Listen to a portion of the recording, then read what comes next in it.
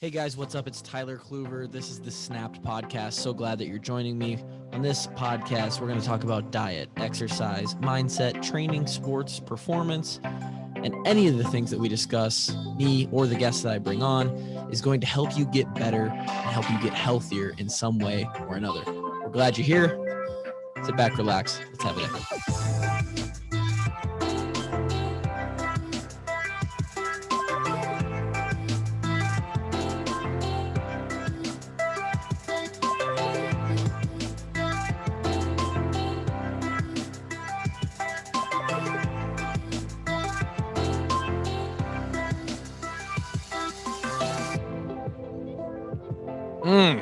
Yeah.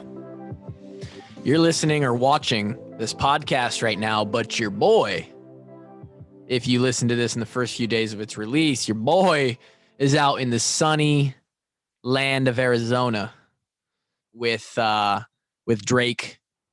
Not necessarily with Drake, but staying with Drake.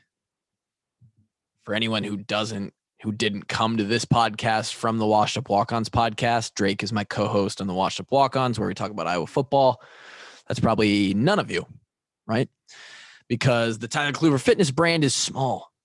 Brand name small. We're working on growing it. This podcast, part of that. Episode 21 today.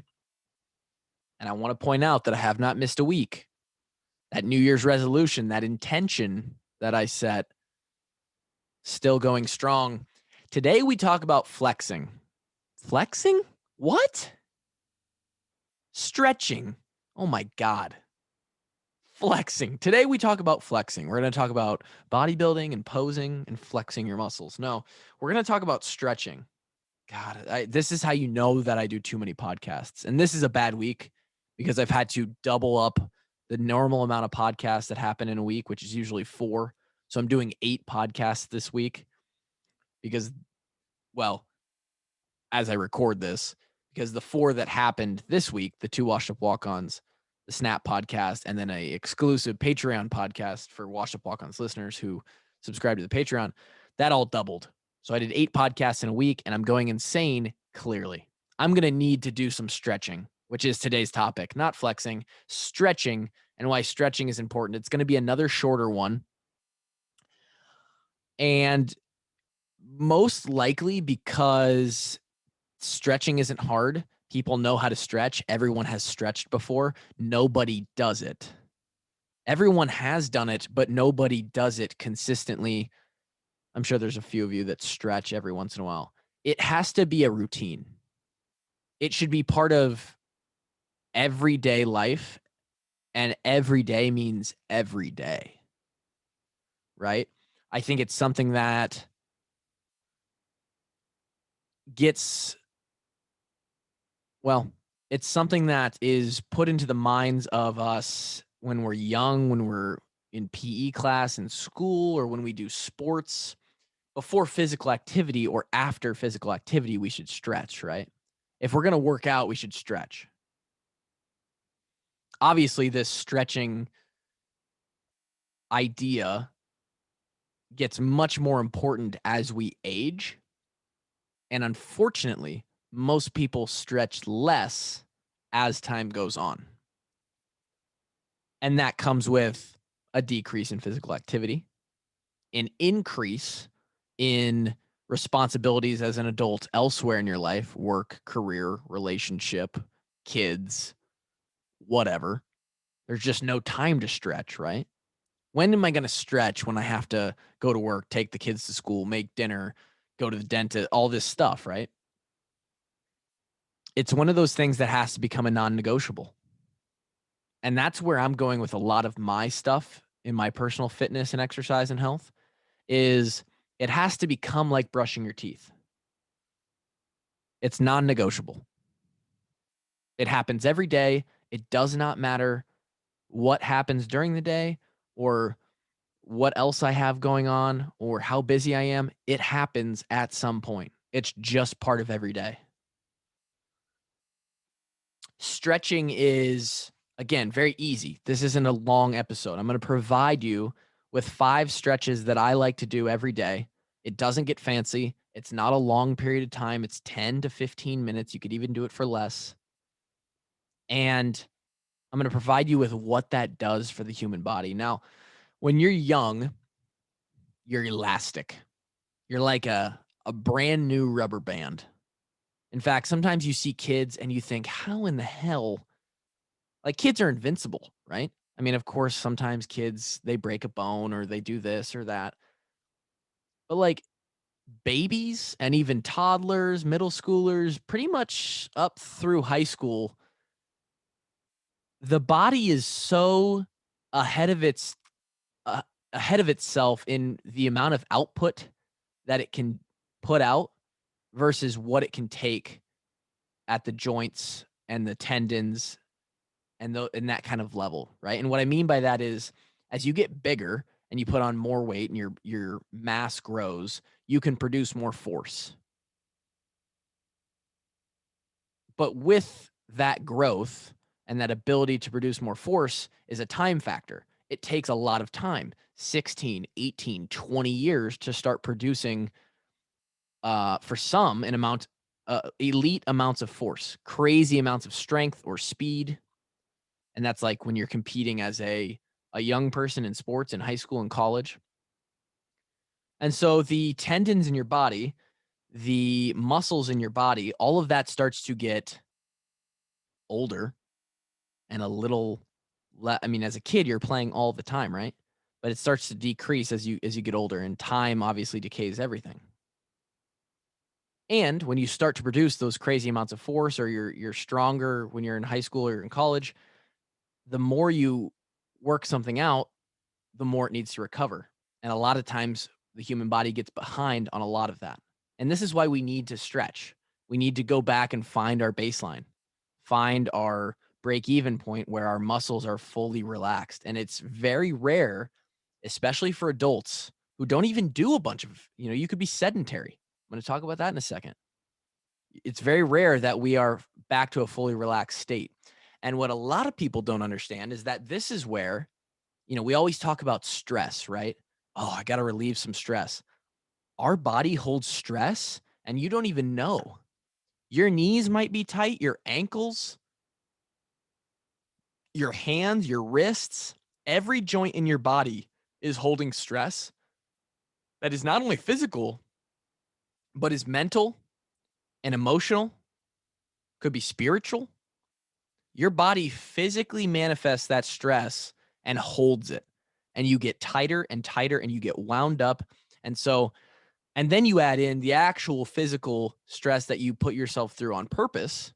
Could be exercise, could be sports, whatever. And you have a recipe for disaster. I want to tell a little story about an extreme story of what that manifests into if you let it get crazy. And then we'll finish with the simple way to combat this. A lot of you know or have heard of David Goggins at this point. He really popped onto the scene of just popularity when he went on Rogan's podcast. At least that's when I saw him. He ended up writing a book then called Can't Hurt Me. I have it sitting over there in my bookshelf. Incredible book. One of the best. One of the first 3 that I would recommend people. He's a former Navy SEAL and turned into a ultra marathon runner and crazy endurance athlete. And he has one of the craziest stories of all time that involves stretching. See, when he was in the Navy, well, I'll run it back. So he's an endurance athlete. He was just fresh off of a race, an ultra endurance race, who only 1 out of every 5 people complete. And he had just done it. He was feeling incredible and thought that he was in the prime of his career. He went on to his next race and ended up failing. And it was something that he didn't really experience before. He was feeling like he had never felt before. His body was failing him. He could barely run. So he walked to the motel room where they were racing, whatever city they were racing in, uh, where they had a medical team set up for all the racers, the participants, and they couldn't find anything wrong with him. So he tried to continue, and it just wasn't happening. So he went back to his hotel room. He laid in bed, and he literally felt so bad that he was just waiting to die, is how he described it. As he was laying there, he reflected back on his life and thought about when he was in the Navy, how a stretching and physical preparation expert had told him that he, more than anyone, was a little bit different. And it seemed like his muscles and his tendons and his joints were stiff like steel cables. He realized that the stiffness might have been the problem all along. And that might be what, at this point, he was looking for anything that would make him feel better. And at the same time, he had noticed that at the back of his neck, right at the base of his skull, right? Reach back and feel that meaty part right behind right at the base of your skull, right? And then reach down and feel your hips, right where the bone is, right where it gets real thin. There were knots. You mentioned to somebody, "Oh, I'm feeling a little tight. I got a knot in my back." There were actual physical protruding knots of tissue that was built up, tendon and muscle, knots that had grown at the base of his skull and on his hip flexors. And he had actually lost 2 inches of height. He began to stretch every single day. Not just like, "Oh, I'm going to stretch for 10 or 15 minutes." No, he was stretching 2 hours a day. And at some points he would have days where he just said, "Screw it, I'm stretching all day today." I mean, he takes things to the extreme. If you know David Goggins, he would stretch 6, 8, 12 hours a day on a few days. And the stretching turned out to literally be what was causing him the pain and kind of deterring his health.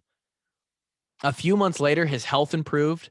The knots, basically balls of like what felt like tumors, went away on the base of his skull and on his hip flexors. And he regained his mobility back and literally started living a better life. All because of stretching.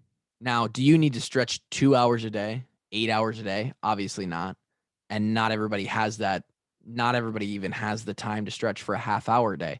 But how do you implement this in your daily life without causing too much of a hassle in your schedule and still get the benefit, right? Most of you listening, me, any of you, we're not that far gone. We're just a little bit tight. And it's not just people who are athletic. It's people who sit at a desk all day. It's just going to be different muscles. Your back, your neck, your shoulders, you're going to carry all that tightness. Whereas athletes or people who have really active jobs might carry it in their arms, or their legs might be tight, their calves, their low back. Everybody's going to carry it differently. And it doesn't matter if you're active or not. Whatever you do throughout the day, you're putting stress on your body. And so here's 5 stretches to simply hit the entire body, make you feel good. None of them are overtly hard to do, but they will make an incredible difference in your daily life. And you can do them for, 60 seconds each and be out of there within 8 to 10 minutes and you're done. Right? So the first one for your arms is going to be just that old reach up over, bend the elbow, and push down. Right? If you're watching the YouTube version, I'm doing it. You put your arm kind of behind your head and you use your other arm to push down on your elbow. And this stretches out your shoulder, right? Your rotator cuff gets a little bit of movement here and stretching. Your tricep and your front pec as you move all of that behind your head. Right? You're going to do that for 30 seconds to a minute on each arm. Okay, you can even do it in the seated position. And from there, then you can lean forward. And this is my favorite one. Easiest stretch in the book. Legs straight out, flat on the ground, the old school sit and reach. Reach for your toes and hold that position for 30 seconds to a minute. You can even do intervals. If it really hurts to reach out and stretch, 10 seconds, 10 seconds break. 10 seconds stretch, 10 seconds break. Figure out a way to get it done, right? After that, I like to put the old crossover stretch, cross one knee over the leg. It's from that same position. Twist the back and turn to one side and stretch your low back out on one side. Again, 30 seconds to a minute. Switch legs. That's 3. Then I like to go into a pigeon stretch. This is probably the hardest one of them all. You're going to bend your knee so that it's perpendicular with your body, and you're going to sit down on it, and you're going to reach back with your other leg, right? It's hard to explain. Just search pigeon. I believe it's Pigeon Pose in yoga. You're basically sitting on one knee underneath you that's bent, and the other leg is straight out behind you. And you're trying to keep your chest up. It's going to stretch your hip, your IT band, and your groin a little bit. You can do 30 seconds to a minute on that. And the last one is just good old downward dog, right? You're hiked up into a piked position. Your feet and your arms, it's all fours on the ground, and you're pressing back through, looking back between your legs, pressing through your shoulders. Any amount of time in those 5 stretches right there basically hit the entire body. Now, there's plenty of other stretches you can do, and you can pinpoint certain spots. But if you get that done right there, you're going to feel better. You're going to live better. You're going to move better. And you're going to be overall healthier, right? And that's kind of the goal of this podcast. And now you're sitting here thinking, well, the episode on flexing would have been a whole lot cooler, right? Stretching is great, but flexing is way better. And maybe we'll get to that down the line. But hopefully you took something out of today's podcast, episode 21 on stretching, little story of David Goggins in there. And hopefully I provided a little bit of entertainment or something to bide your time with this podcast. As always, thank you for listening. We'll be back again next week and maybe talk about that vacation and how to maintain health and fitness while you're taking a little break in life. So we'll see. Thanks for listening. Talk to you then. Peace.